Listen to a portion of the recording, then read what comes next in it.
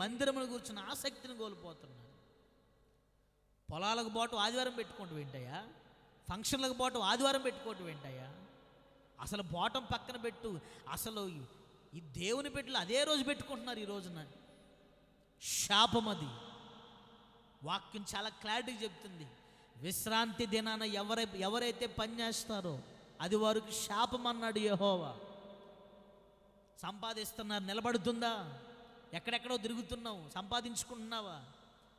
ఆదివారం పూట దేవుని మందిరాలు వదిలి నువ్వు ఏది చేసినా కానీ అది నీకు క్షేమాభివృద్ధి కాదు.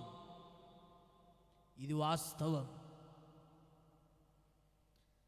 132వ కీర్తన మీరు చూడండి.